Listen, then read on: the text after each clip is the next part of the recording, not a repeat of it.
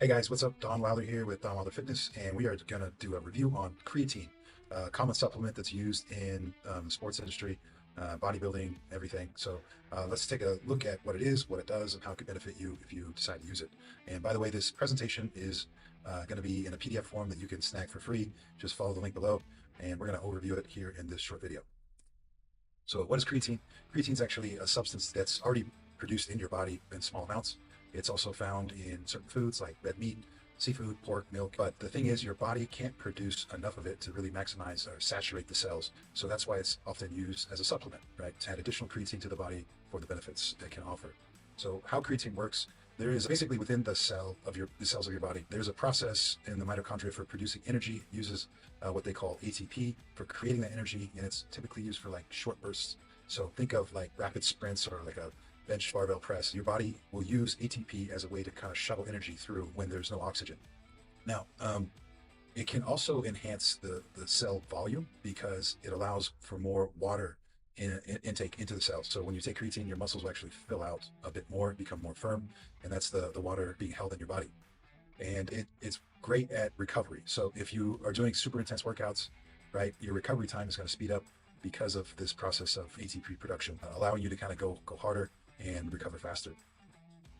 Now, some of the performance benefits from many tests on this supplement, it's been shown to be able to improve your 1 rep max by 5 to 15% for most everyone. And my clients usually see results within the first 2 weeks of supplementing with creatine. Muscle growth, you can expect some nice lean mass around 2 to 4 pounds in the first month with supplementation, and it definitely gives a strong power output as you're in the gym training. You can improve endurance as well. Like I said, you kind of speed up your recovery process. Types of creatine in the market right now, you have monohydrate, which is the most common form that you're going to see in most supplements. It's the cheapest, and it's really the most effective.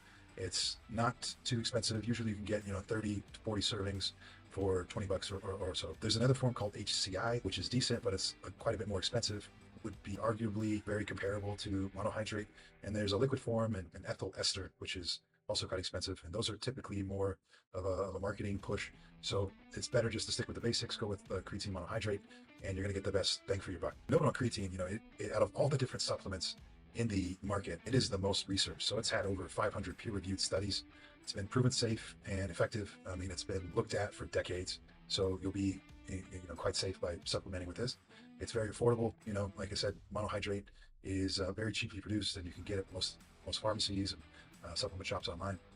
And really, all the different supplements that are in the space, there's a lot that are just a bunch of hype and kind of a gimmick. But creatine definitely has a performance aspect about it that most athletes are going to be able to feel quite quickly, which makes it a nice asset to have in your training protocol. I would say, again, just stick with what works. Monohydrate is good. No need to go with the fancy forms. And as far as how to take creatine, there is a common idea of needing to load it. So basically, saturate your cells with the creatine by taking a larger dose at the beginning. The other approach is just the maintenance phase, basically just taking the recommended daily dose every day. So if you're going to do a loading phase, you can kind of saturate the muscle with creatine faster, but you'll typically feel some bloating, because again, you have a lot of water retention happening at the start, and you might need to pee quite often for that loading phase. It's just kind of the water getting in and out of the cells.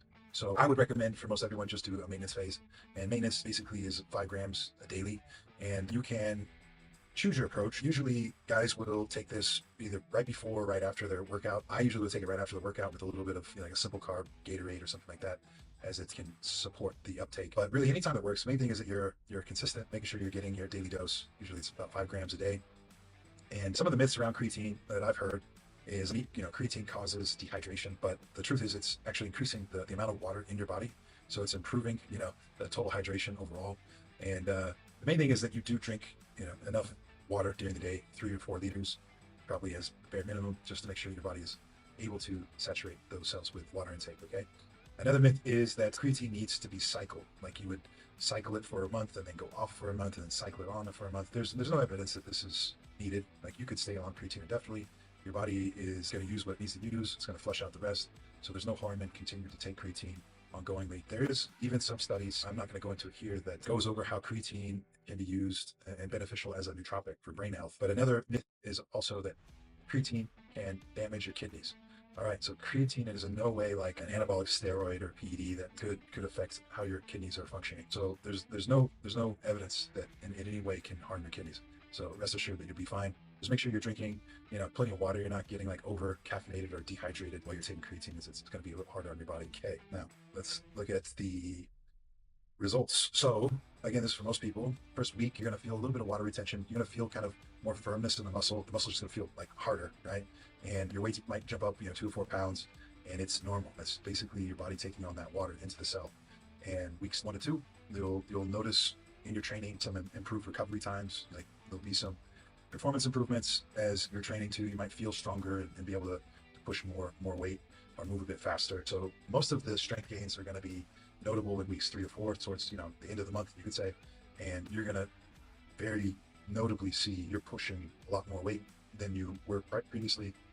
And this is one of the great things is when you really get into creatine, you're going to feel some nice solid pumps and strength gains. Month 2 and on, you're basically kind of optimizing your training routine, so you can expect to continue to see some strength inputs. So let's go to side effects. Now, side effects, again, as I mentioned, people are going to notice some water retention, a couple pounds or so. Usually you're going to, stabilize within a week or so. And it's very, beneficial for muscle function. So, it's not a bad thing. Some people will experience some digestive discomfort at the beginning, maybe some mild cramping or from the bloating. Usually, if you need to, just take it with a meal. And safety considerations, of course, you can consult your doctor if you want to. If you do have pre-existing kidney issues, just don't need to supplement with this. Quality matters, so choose a brand that you think is reputable. Monohydrate is not really something that's copied a lot in the market, so you should be good. Again, get 3 to 4 liters of water a day is recommended. And long-term planning, you can continue on creatine and stay safe. It's not going to harm your body. All right, now the type of people that are going to benefit from this are, of course, athletes. So you're going to experience more explosive movements. Your recovery time is going to increase. You have aging athletes, older athletes that are going to be able to kind of maintain muscle mass a bit better. Again, some cognitive benefits you could look into. Endurance athletes, high intensity intervals. This is really where creatine shines, and it'll be great for people that are doing any kind of racing. Female athletes, similar to guys. I mean, you're going to have strength gains. You're going to probably have a little bit less initial water retention. And vegetarians, because you are not eating a lot of the foods that holds creatine, you'll probably see even greater benefits to supplementing with creatine. Okay, so your action plan, if you're going to take creatine, really, choose your product. Stick with a pure creatine monohydrate is ideal. Take 5 grams daily, and whether it's before your workout, after workout, evenings, whatever, it really doesn't matter. Try it for about 3 months. See how you feel. I think even within the first month, you're going to notice some nice gains, but stick to it for 3 months, and you could kind of track your progress. And I think for most people, you'll be able to kind of 2x your intensity. It is a supplement, so there is some placebo effects, like mentally, of being able to take supplements to improve performance. But the thing with creatine is it actually works. So I would say if you're not on creatine, to definitely pick it up and put it in your protocol. It's not that expensive. It has some great benefits, as we review here. So let me know what you think. If you're curious to know more, feel free to message, and love to hear your comments. And if you do want this PDF, I'm going to have it posted on the link below again.